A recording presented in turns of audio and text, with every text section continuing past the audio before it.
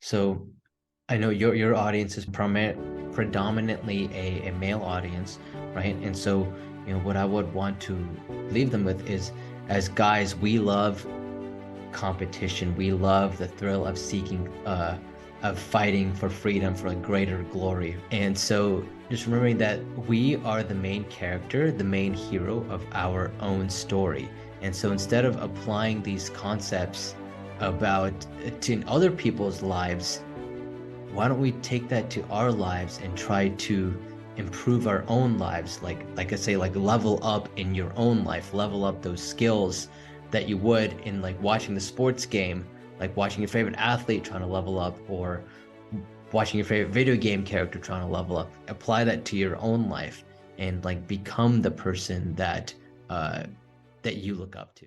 I can remember when Pong first came out, that fascination of moving a pixelated paddle across and a square ball from one side of the screen to another. It just thrilled us Gen Xers.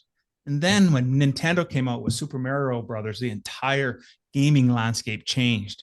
Yes, Mario is still pixelated, but the graphics were head and shoulders above Pong. Fast forward to today and the advent of the first person gaming, and it's not a wonder that boys and men have become addicted to their screens. So what are we going to do about that as fathers? And how can we make a change for our sons and daughters? Before we're going to get into all that, I just want to remind you that if you're interested in raising your standards as a father, a husband, or an entrepreneur, then I encourage you to participate in our Band of Brothers group mentorship program. We're a group of ordinary guys working towards living extraordinary lives. You can find all the information at the Awakened Man Training Academy at members.net. And with that, let's get on with today's episode. The average man today is sleepwalking through life, many never reaching their true potential, let alone ever crossing the finish line to living a purposeful life. Yet, the hunger still exists, albeit buried amidst his cluttered mind, misguided beliefs, and values that no longer serve him. It's time to align yourself for greatness. It's time to become a revolutionary man. Stay strong, my brother. Welcome, everyone, to the Revolutionary Man podcast. I'm the founder of the Awakened Man movement and your host, Alan DeMonso. What was your favorite video game growing up? And how much time did you spend playing it?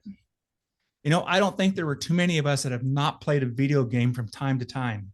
And for some, the dream of being the next Tyler Blevins is all it takes for them to get locked onto their video screen for hours on end. But the reality is that very few will ever make that dream come true.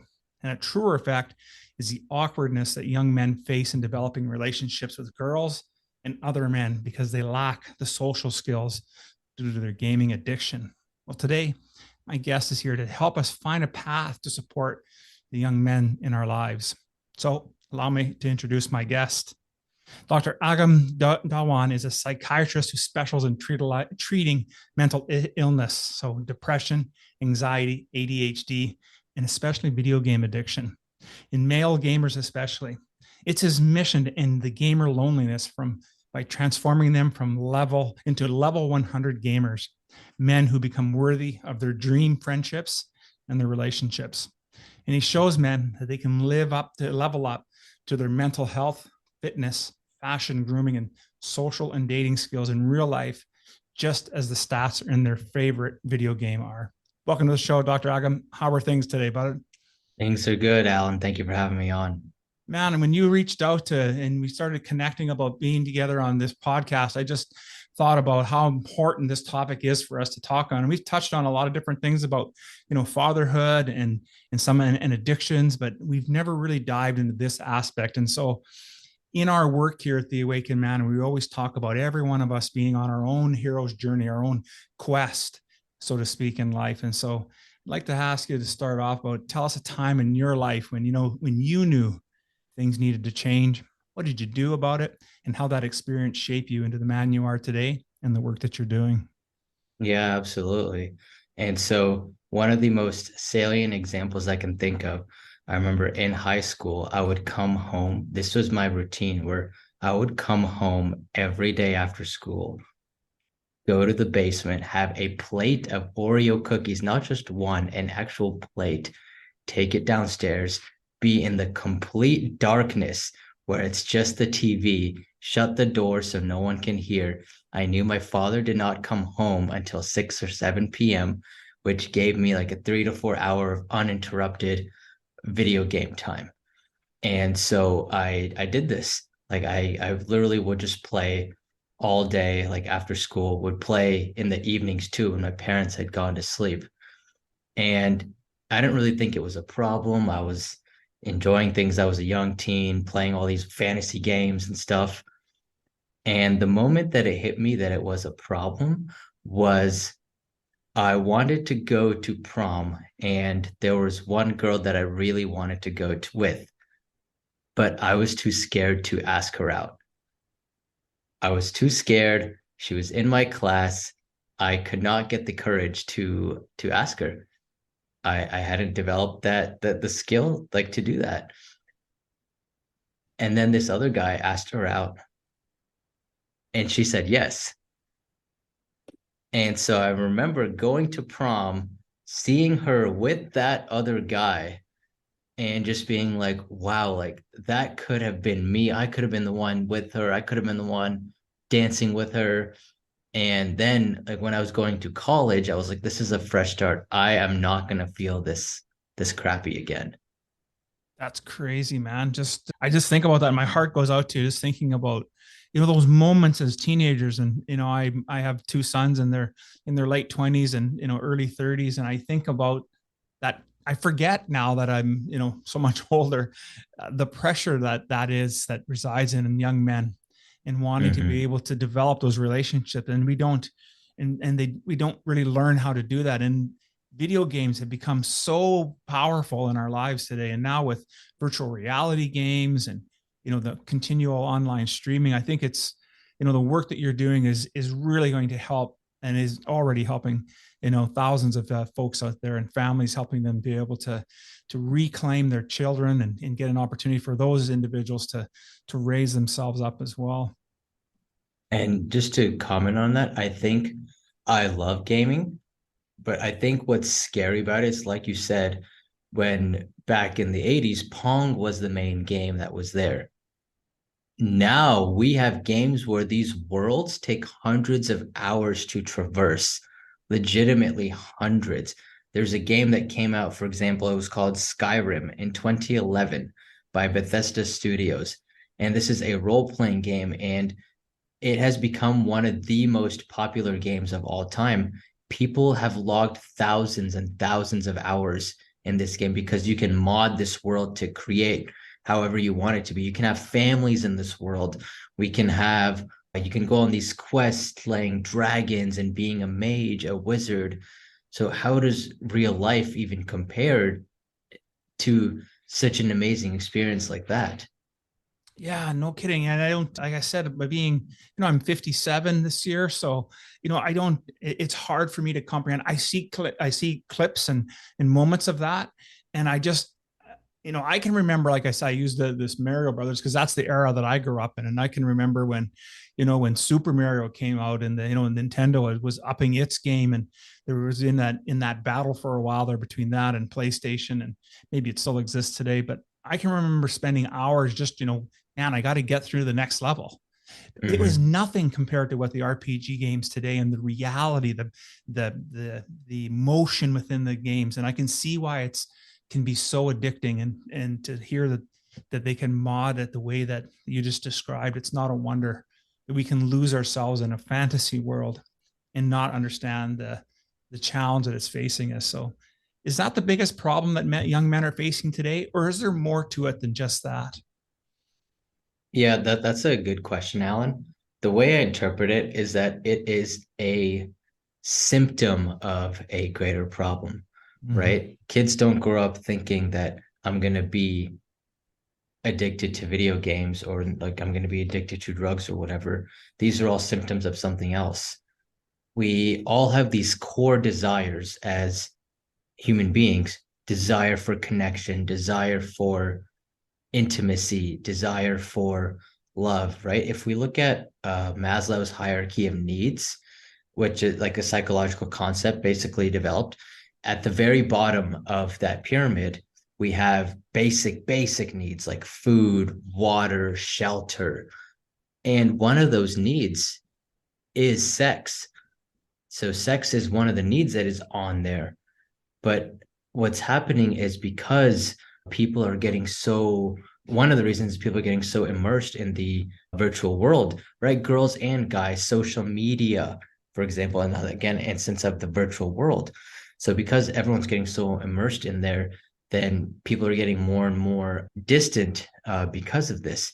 And I think that young men especially are struggling because guys are the ones who have to learn how to take action, learn how to ask women out, learn how to develop the social skills in order to do so, learn how to take rejection, right? These are all skills that young guys have to develop, or else they will not, from a biological level, they will not reproduce. And so that's why I think it's become even more exacerbated. I think it's only going to get worse from here on out. Yeah, absolutely. And I was making some notes there, and I'm just thinking, as you talked about those basic needs, food, shelter, but more important than that, those core desires. And I'm just wondering, is in your work, are you finding that there's challenges within the family structure that is causing this, or is it more than just that? That's a good question too. So I think I'll give you an example. So I remember working with a therapist that I was working with, right? Like when I was going through therapy, and I was discussing my struggles. She was a mid 50s-year-old therapist, female, and I was a young mid 20s male. And I remember like discussing a relationship problem or something that I was having, and she just like stares at me with this blank look, like, and she says, "Oh, that must be awful." But for me, like the way I perceived it, it felt very robotic, right? It felt like she didn't really understand me at all Mm. because her experience was completely different than my experience. So similarly, tying it to families, I think that what I've seen a lot is that families don't truly understand what's happening with a lot of young men because they had a different time, right? And so what ends up even exacerbating is that they see the kid going to video games, but they think that all video games are bad, or they're called like they're shooters or violent causers, and their immediate response is to take that video game away from the kid, thus kind of like perpetuating even further, where not recognizing what that game is doing for that kid. Oh man, that is so profound. What is that game doing? It's filling a void, right? So And it's go ahead. going, yeah, I was gonna say it's more than that. It's a lot more Yeah. nuanced, right? So like as we talked about, when we play a game, if I'm playing this game Skyrim, for example, I feel powerful. Like I am a mage, I am slaying these dragons, I am leveling up. If I'm playing a multiplayer game, I am collaborating with these people. I could be getting bullied in school. Girls laugh at me. Guys, the football team bullies me. They shove my head in the locker, whatever it is. Nowadays, it's all cyberbullying. So they talk smack about me on Snapchat where no one can even trace it. And but yet now I play this game. I have friends. I have camaraderie. I'm doing this. I'm slaying the boss together with all my friends from like across the world. Yeah. So the fact that like nobody gets me is no, like it makes me empathize with these kids so much. Like no wonder they're slipping into depression and anxiety and all that stuff. Yeah, what a great way to, to put that and framing that for me. Thank you so much for that. As like I said, being at 58, I'm a bit disconnected. And the other interesting piece about having you on the show is that I have a dear friend of mine whose son is very much into gaming, and he'll, similar to Mhm. your story, but he will spend days on end playing and come out enough to Yeah. be able to feed himself, and that's about it. And I thought it was so important to understand, as fathers, because we are from a different generation, what is it that we can do? How do we support our children when we see this going on? What approaches would you recommend for fathers to be able to take to help reconnect with their children? Yeah, that's a really good question. Just getting to the fundamentals, right? All kids want to do is to feel understood, right? Have you ever had this experience, Alan, where you talk to your kid about 9 different things and they give you one word answers, and then you talk to them about this one thing, let's say sports or baseball, whatever, and they just start spouting off on the moon about like for 20 minutes, and that you barely can get a word in because they're so excited about talking about that thing, Yeah. right? Yeah. And so because what's happening is that the kid feels understood, he feels like you understand him. One of the fundamental concepts in therapy is that it doesn't matter what kind of therapy we do if the therapeutic alliance is not there. That is the number one thing that separates successful therapists and clients from unsuccessful therapists and clients, right? And so similarly with, right, a father trying to connect with his sons, the father, what he can do is understand what if that kid enjoys gaming, like what he enjoys about it, what does he get from that, right? And then even partake in that activity with him.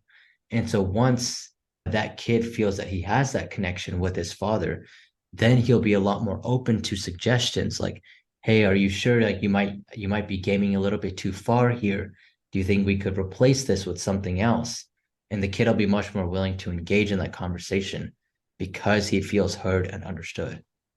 Man, I just love that about, that piece about, really getting in and having a conversation with our sons about the game and what they're enjoying about it, and how it, for lack of a better term, I guess I'm going to use the word fulfill them. And then, stepping into it, even though we know that, it's not something that necessarily we want to do, but I think what you're talking about is really about rebuilding that connection, because I think as fathers, we can tend to be a bit harsh, and we have a certain idea of what we want our sons to grow up to be. And when Right. they don't fit into this perfect little mold that we've created, Right. and I think what's happening is we're doing ourselves a disservice, and we end up by losing, in air quotes, losing our kids to us, because they struggle with understanding where we're at, just as we struggle with where they're at. So Yeah, absolutely. And I can give you a really good example of yeah, that'd be this. great. Yeah, I knew a guy in college, and so I went to college in Alabama. And so a lot of people were from smaller towns from very religious backgrounds. And so this guy was raised absolute to the hilt Christian, attended church every Sunday, went to Sunday schools, had to go through all the different, I don't know, like not rituals, but customs that they had growing up, right? Yeah. And he gets to college now, and he had felt like he had been restricted, like no drinking, no drugs, no partying, no talking with the opposite sex, like all of that kind of thing. And so when this kid got to college, his attitude was, F you, mom and dad, I'm going to do the complete opposite. So got heavy into smoking weed, got heavy into drinking, was having unsafe sex and all of these kind of things. And so I saw this one kid, and I saw the trajectory he went down. Yeah. I also saw this other guy who his parents had never forced him to go into religion, but there was just kind of something that they were like something they did, and that he went to church occasionally, but they never forced it on him. But yet, when he was in college, he actually recruited me. We started going to our campus ministry together because he was interested and he wanted to explore it more on his own and what that was like. And so it's something that he started pursuing a lot further and into his own life. And it brought him and his family together as well. Yeah. And so, Go ahead. go on. Yeah. I was going to let you finish your thought there. It was really good. Yeah, so the point is that like the more, especially with kids, they're in teenagers, they're in the life stage where they're trying to rebel. And so the more that parents try to force their ideals on their children, the more the kid pulls away because they're trying to discover their own identity. Whereas if the kid is allowed to discover those things on their own and is encouraged and nurtured, parents might find that they might even just gravitate to what they want all along. Yeah, absolutely. And I think as a parent, I can say that my experience is that, unfortunately, we tend to measure ourselves by how well our kids do, or how well they handle themselves in life. And I think that's also a big part of the problem, is that when, again, I mentioned this earlier, when we put this tight frame, this box around our children, it's so difficult for them to be able to really grow and expand. And what are we truly afraid of? They're not, if we allow them to explore safely, then they get an opportunity to find the answers for themselves. Mm-hmm. But if we overprotect it, and be rigid. I'm the eldest of five, and I can tell you, I had all the rules on me. But by the time the youngest came in, mom and dad figured out, okay, that's probably not the best way to go about it. And everything is fine. But it's interesting as we see how life ultimately evolves, that how we parent and how we stay connected to our kids is really key, especially today in this, in the topic that we're dealing with, especially with mental health. And so I wanted to ask you, what is it that maybe we're not understanding, or we're getting wrong about male mental health today, that we really need to get clear on? Yeah. So the number one thing, I think, is not understanding young men's true internal realities and desires. Right. And so what I mean by that is, as young guys, we want to feel powerful. We want to feel respected. We want to feel desired. We want to feel like we are conquering things. And so a criticism that I've had about the general advice, oh, just go to therapy, oh, just talk your feelings out, is that it tends to be a very feminized approach to problem solving, right? If you look at when a group of women get together, right, the way they spend time is they spend time by talking about things and talking about their problems. Whereas when men get together, they spend time doing things, going hunting, fishing, playing video games, playing sports, playing basketballs. And it's not knocking either side. It's just these guys, each biologic gender tends to process things, emotions, conflict differently, right? We see when guys get mad at each other, they wrestle, they tussle, they fight, they might punch each other, but then like afterwards they're good.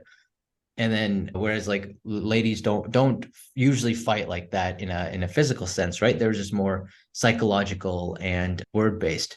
So my point being is that understanding that like this is what young men want to feel. Like we want to feel desired, powerful, attractive, these things, just even understanding that and not shaming guys for wanting that, I think would be huge. Yeah, absolutely. And what I really appreciate about what you're saying there is that, being in the men's personal development area, the work that I'm doing, I see that the most successful programs are those ones that, for men, that incorporate I'll call it rites of passage, the experiential aspect of the work. Mm-hmm. It still has a talking component. It still has that sharing aspect of it, but it's really about the experiential piece. And so then I think back to this as we hone in on our topic today about what are those experiences that as fathers we can create for our sons, to your point, to bring them, to help them feel powerful, respected, and desired. And so, do you have any ideas on that, in that aspect of it, about what are some things that as fathers we can do? That's a really good question. I liked what you brought about with the rites of passage. We know in all these ancient societies and tribal cultures, they always had that level of rite of passage, right? Yeah. And have you ever read the book Rich Dad Poor Dad? Yes, I have. Yeah. So something that really stood out to me, I remember when reading it, that I thought was so clever, was that when the rich dad wanted to teach his children about money, right? He did not say like, here you go, here's $5,000 or whatever. He gave that kid $5,000 and said, okay, like this is yours, invested in the stock market. And so you get what you get. If you get more, then like that's what you get. But if you lose it, then that's what you lose it. Like that's your spending money. So figure out how to invest it wisely. Something my father used to do was I would have a set limit of gaming where I would have 1 hour, let's say 1 or 2 hours per day. And if I wanted to exceed that, let's say on weekends, I could. But what I had to do was I had to research a specific topic. Let's say how a car carbonator or like a capacitor, like an electricity capacitor works, whatever it was. Yeah. I had to research a topic and then describe that topic to him. And by describing that topic to him, then I earned the privilege of playing an extra 30 minutes of gaming.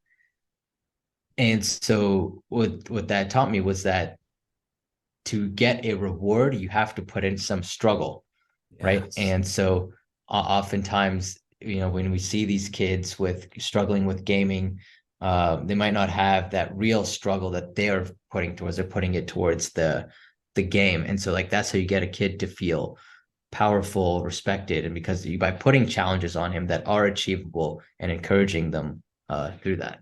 Geez, I love that. That's outstanding. Yes, because it gets them to, they're still using the same parts of their brain, their physiology, because they're going to get in and involved in something, and it expands them, right? It expands their ability to think differently and to use some of the concepts that they're playing with video gaming in another way. And then I really like how we can do that as fathers and really encourage our children. Mm-hmm. Absolutely.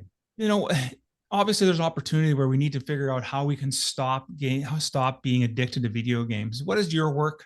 What have you found from your work in this area? Is there a formula, a recipe, so to speak, on how to help our children stop the addiction to video gaming? Yeah. So I liken it similar to addictions with, let's say, alcohol or tobacco, right? There's some people who are, let's say, hooked on alcohol, who they quit, like the approach for them is to just quit like cold turkey, and like they say I'm sober for 10, 15, whatever years, right? But then there's other people who may have had a problem before, but now they incorporate it much more responsibly. Like they can have a drink on the weekends, wine with their wife without feeling the need to overindulge, right? And so it's because what they have done is that they have taken that the other time that they used to spend drinking, and they've gone other hobbies with it, right? Other things that they spend their time with.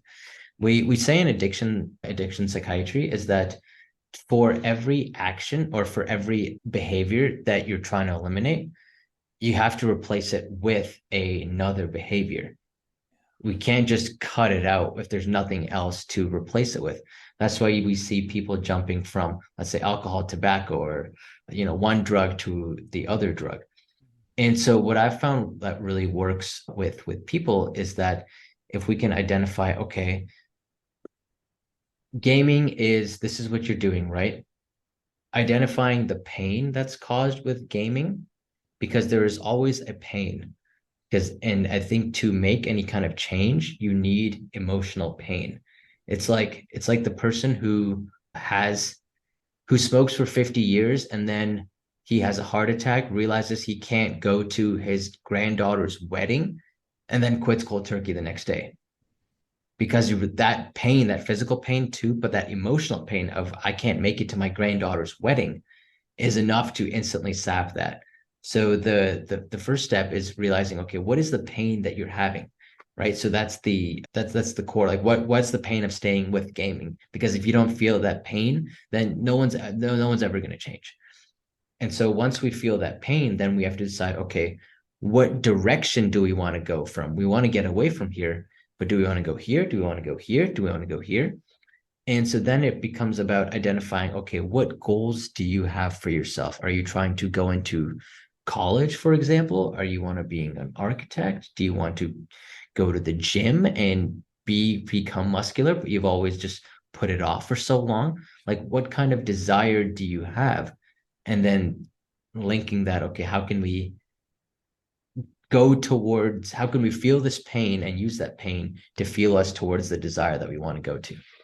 Yeah, absolutely. That's a great way to put that together. I like that. And we will move more from pain than we will towards a pleasure, right? And so Absolutely. making that change, I think that's great. And I like how you talked about not just eliminating something, but replacing it with another piece, right? And Do you want to hear like a really good story that absolutely, summarizes that point? absolutely. Yeah, so there was I don't remember the exact numbers, but I remember hearing the study and just thinking, wow, that makes everything come into context. So there was a study where they had rats, and with the rats, they had attached a pressure sensor to them on their tails to see how fast they pulled away from the sensor, right? And so in front of the rats, they put a piece of cheese or bait, and let's say the rats pulled the sensor at a pressure of 10, right? As an example. Then they had the piece of cheese, but they put a cat behind the rats to see how fast the rats pulled away from that. And that pressure was like 50 or something, like magnitudes bigger. Yeah.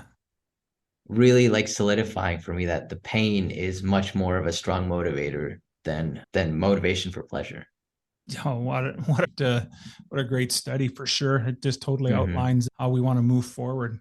We talked about a little earlier about, some of the work you're doing in helping young men, overcome some mental illnesses. And some of them that we touched on, we talked about, depression, anxiety, ADHD, but what are you finding are the most common mental illnesses that young men and gamers especially are having?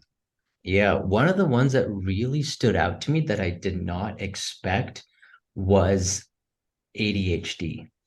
Hmm. And so I'll give you a story about how I really kind of came to that realization. So I had a side moonlighting job where I was working with the prison population.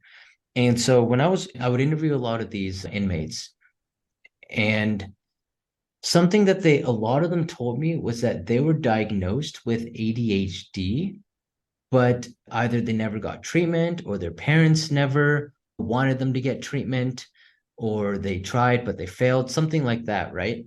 And so I'm interviewing them in jail. And so, of course, the first time, maybe the second time, I think, okay, like maybe this guy's just trying to get some stimulants, Adderall, that kind of deal, because that's very common in the prison population. But then, like, I kept hearing all these people say that. Like, all these inmates were saying the same kind of thing. And I was like, okay, there's something to this. And so I did a deep dive into ADHD. And so it turns out that it's not just a lack of concentration. One of the biggest things about ADHD is the impulsivity piece.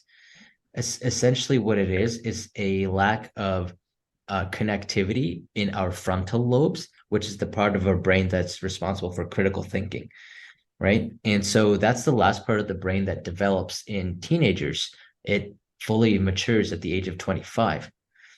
And so keep in mind, so teenagers, they have a frontal lobe that's not fully developed, that's responsible for critical thinking. So that's one thing. And then on top of that, if they're having issues with like brain connectivity, focusing, and of course, social media like worsens all that, all the TikTok scrolling and things, right? But then if you have that impulse where you literally just hop from thing to thing to thing, you can't focus, you can't concentrate. Now it becomes much more harder to concentrate on the things that you're supposed to concentrate on as a teenager, as a young man, right? School, work, these kind of productive things.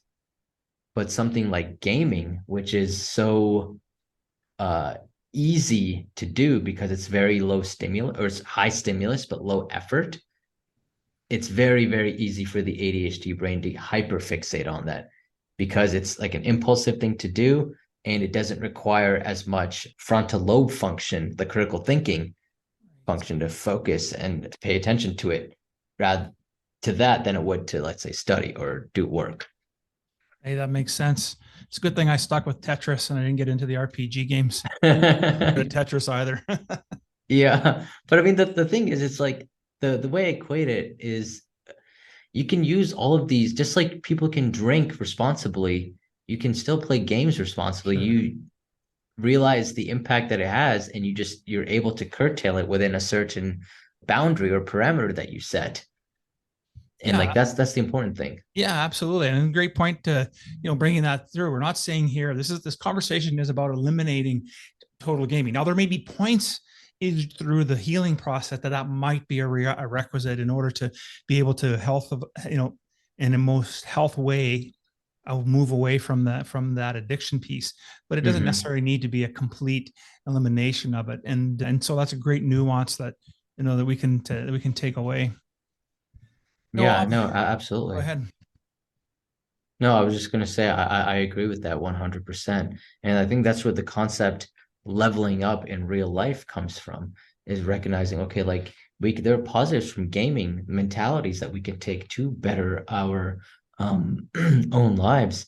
Gaming has been some of the most fun that I've ever had. I still connect with my friends regularly through gaming, going to conventions and stuff. It's a great way to connect. Playing online games, I'm sure you've noticed as we get older, we don't keep in touch with our friends nearly as much. And so, but if we organize, hey, let's have this game night once every 3 weeks, once a month, it's a way for all the old friends to keep in contact too. You can bring people in for social game nights, like Friday nights, we play something together. Just the other day, I was playing Monopoly on the game board because we didn't, or on the TV because we didn't have the board, but we had the video game with us. So we literally played Monopoly on the TV. So it was a great way for like all of our family to stay connected and enjoy each other's company too. I was just going to say that reminded me, as you were talking about it, it reminds me of my family was really big into board games and card games. And so, as during my teenage years, that's what we would spend on a Friday or a Saturday night. It was just, I have a few buddies that come over and Uh-huh. the kitchen table, all the, interleaves would be put in and some game or card game or board game was out and we play for hours on end. My parents would be involved and it's just Yeah. today now, like you said, just play Monopoly on the screen. But you're still together. It's the social aspect of it. And when you get to do that with a group of friends, I think that's just a real positive way to keep gaming in our lives and really bring in the family unit back together Hmm. again. So I love that. Oh, absolutely. And I think another thing that adults and most older people don't understand is, like, for example, there's no bias against watching movies, correct? Yet gaming has some of the best storylines known to mankind, some of the best.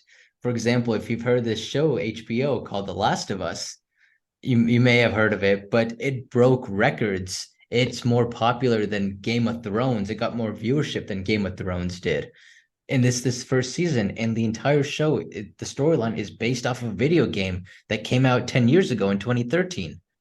Literally the entire storyline. And now mainstream audiences are like, where's this been? Like, this show's amazing.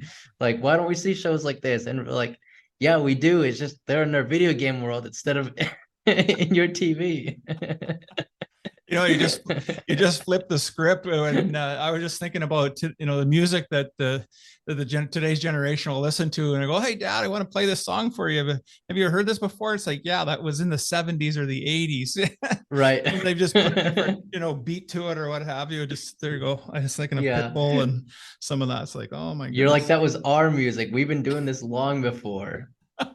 And it's true, the writing behind some of these RPG games is so incredible, and the storylines, and that's what keeps part of the captive being so captive about it, right? And want to be just involved in it, and the decision making. So I totally get why that Oh, it can incredible. it can overtake our lives. And so listen, I want to ask you. So I'm going to assume that you're a voracious reader. You wouldn't be a psychiatrist and get your degrees without doing some reading. But what's Hmm. sitting on your nightstand today, or what's your favorite book that you've read? Ooh, the book that really made an impact for me. It was a book I didn't read this year, but I read last year. It's called Never Split the Difference by Chris Voss. Wow. It sounds like you've heard of it. Yeah, all about the art of negotiation, right? Art of Negotiation. Yes. And so initially I picked up this book because I wanted to learn how to negotiate a higher salary when I was interviewing for a job. And so it worked. But what I didn't realize was that I could apply the same principle to negotiating with patients too.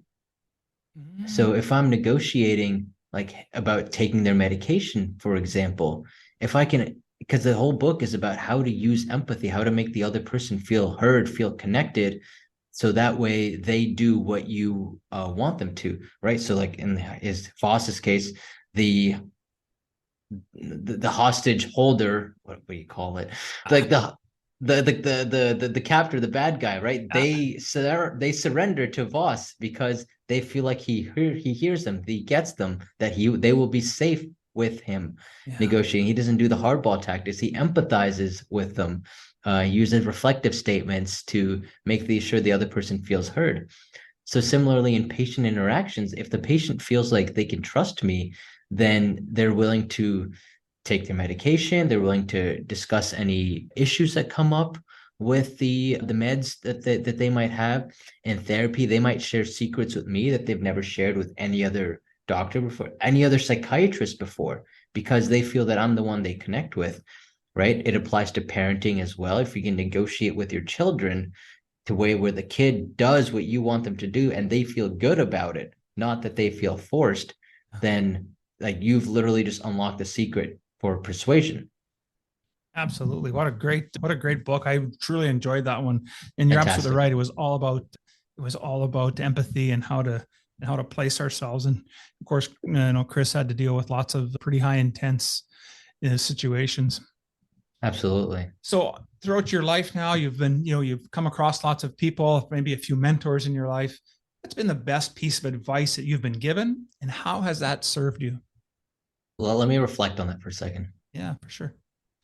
So I can't remember where I first heard this advice, but I remember the concept. And it was basically that you control everything that's in your life. But I read that book, Extreme Ownership by Jocko Willink, and that really solidified it for me. Like, oh, okay, like this makes sense of how I've been thinking all along.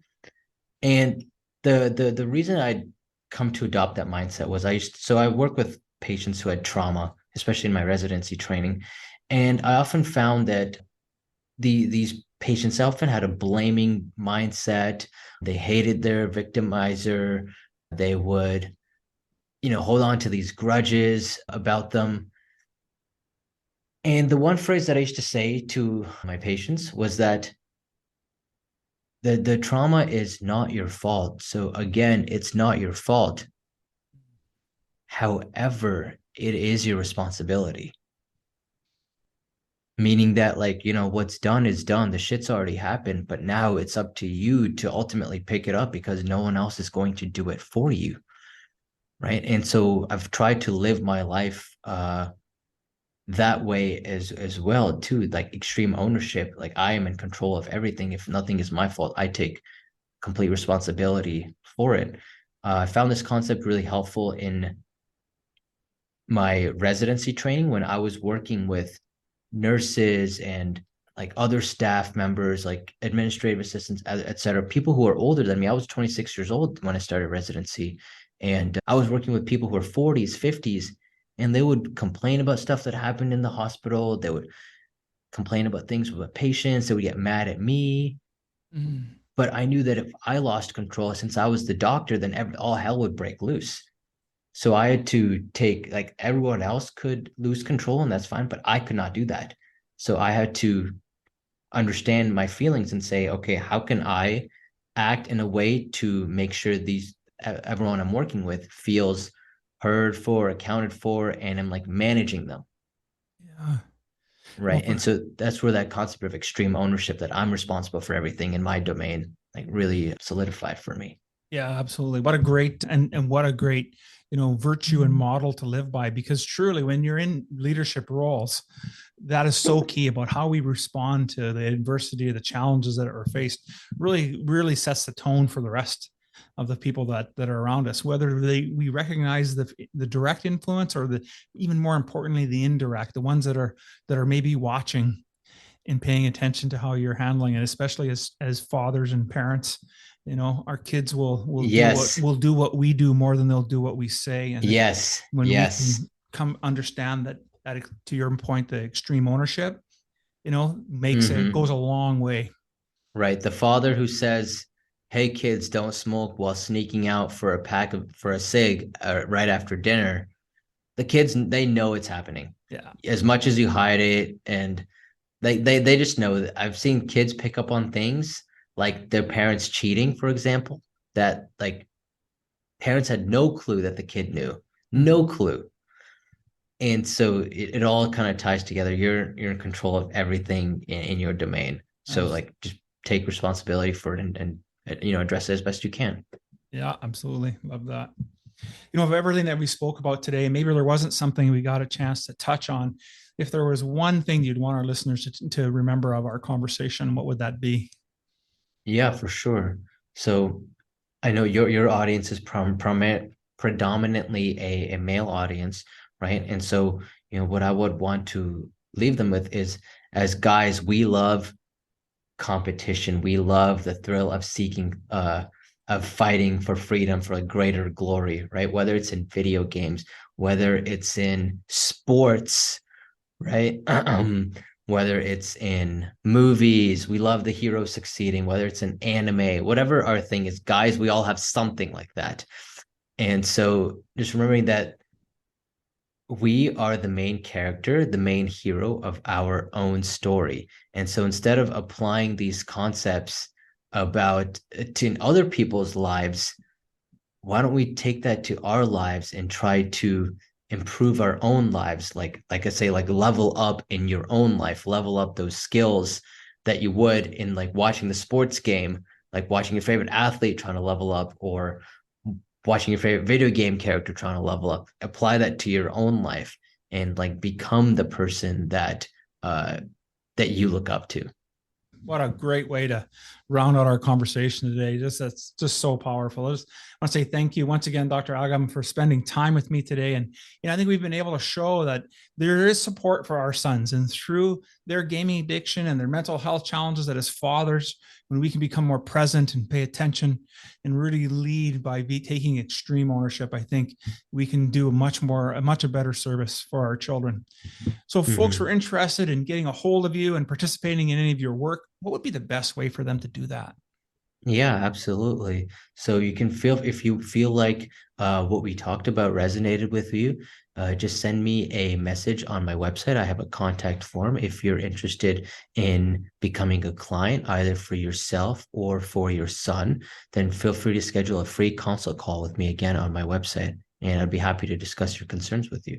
Absolutely. Well, I'm going to make sure your website's in the show note for today's show, as well as I found you on Instagram and on YouTube. So I'll make sure we get some opportunity for people to be able to reach out and get a sense of even greater sense of the work that you're doing. And because I think it's so important and needed in today's environment. So once again, thank you so much for being on the show today.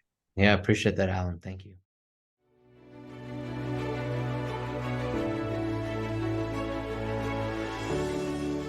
Thank you for listening to the Revolutionary Man podcast. Are you ready to own your destiny? To become more the man you are destined to be? Join the brotherhood that is The Awakened Man at theawakenedman.net and start forging a new destiny today.